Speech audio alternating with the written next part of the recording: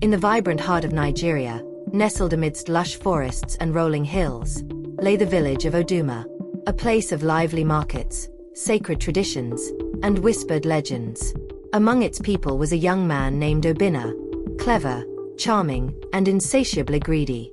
But Obinna's charm masked a deep flaw: his refusal to work for what he desired. He believed life should hand him treasures on a silver platter.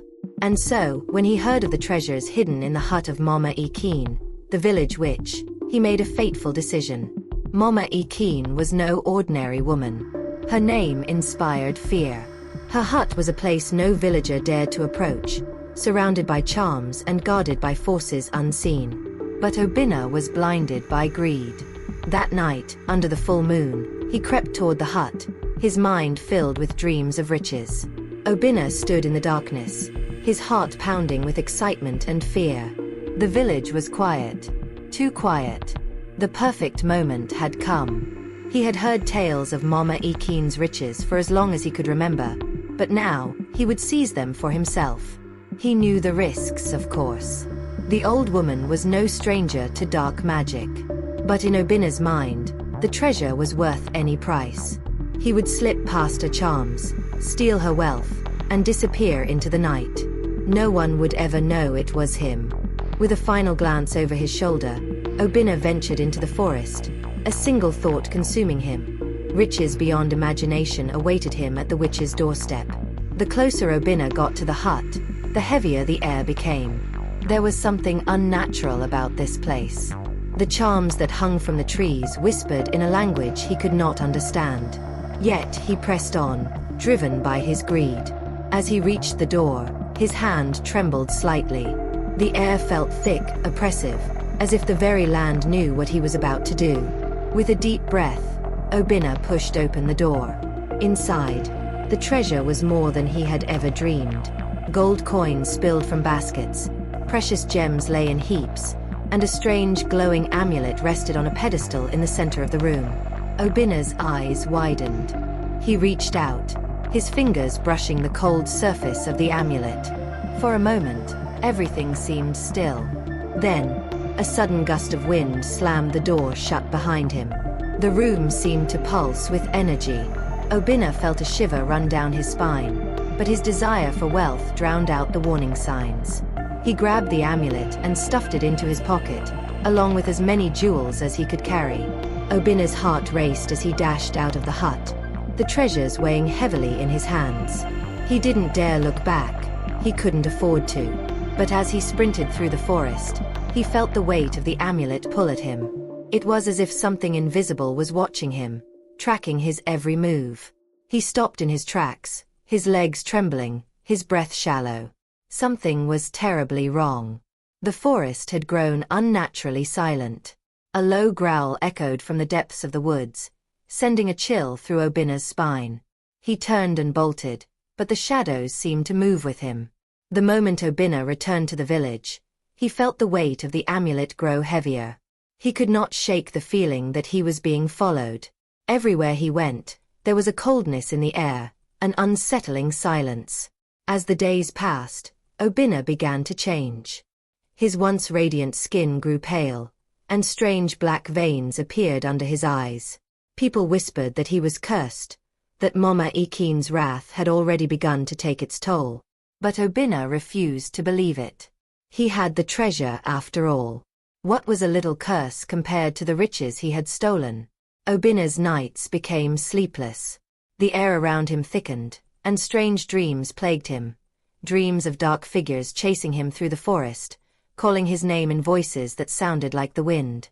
The amulet, hidden beneath his mattress, pulsed with a strange, cold energy. One morning, Obinna awoke with strange marks on his skin, deep, jagged cuts that appeared overnight. His once smooth, handsome face now bore ugly scars. He realized the curse was not a mere superstition. Desperate, he sought out the village elders, hoping they could help him break the curse. But even they, with all their wisdom, could offer no answers. The amulet had bound him, and there was no escaping its power. Fearing for his life, Obinna returned to the forest. He knew there was only one way to undo what he had done. He must return the amulet to Mama Ekene. But would she accept his apology, or would she exact a final brutal punishment? With each step, the weight of the amulet grew heavier. The forest seemed to grow darker, as if the trees themselves were leaning in, whispering secrets to one another. Obinna's heart pounded as he neared the witch's hut. He arrived at the hut, but the door was locked. It had never been locked before. Fear gripped his heart. Was Mama Ekene waiting inside, ready to exact her revenge? Obinna knocked, his heart racing. No answer came. His mind raced, wondering if he had made a terrible mistake by returning. But just as he turned to leave, the door creaked open. Inside, the room was as dark as the night. But in the center of the room, Mama Ekene sat on her throne of bones, her eyes glowing with an unnatural light. Obinna's knees shook, but he had no choice but to face the consequences of his greed. "So, you have returned, thief." Mama Ekene's voice echoed through the hut, colder than any wind Obinna had ever felt. "You thought you could take what belonged to me without consequence?" Obinna stammered, "Please, forgive me. I didn't know.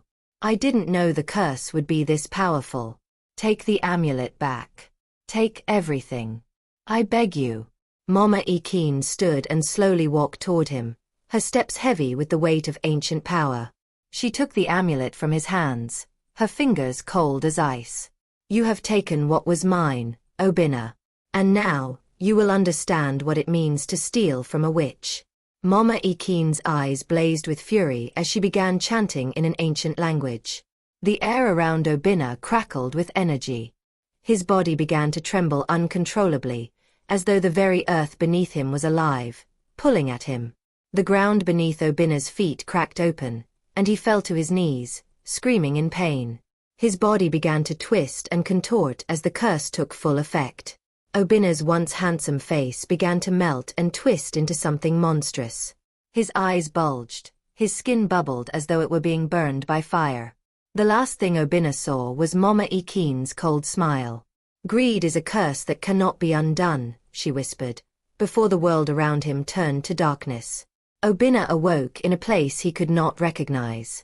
His limbs were heavy, his body twisted beyond recognition. He was no longer in the forest, nor in Mama Ekene's hut. The world around him was a blur, dark, cold, and alien. As he struggled to rise, a voice echoed in his mind, cold and mocking. "You sought riches, Obinna. But riches are a curse, a weight too great to bear. Now you will know what it means to take what doesn't belong to you." His body groaned in agony as he realized the truth. He had become the very thing he had feared. No longer human, no longer a man, but a twisted creature of the forest, bound forever to the curse he had wrought. The days blurred together as Obinna wandered the dark forest, aimlessly searching for a way to break the curse. His mind, once sharp and clear, was clouded with madness. The hunger for wealth that had driven him was now replaced by an insatiable thirst for vengeance.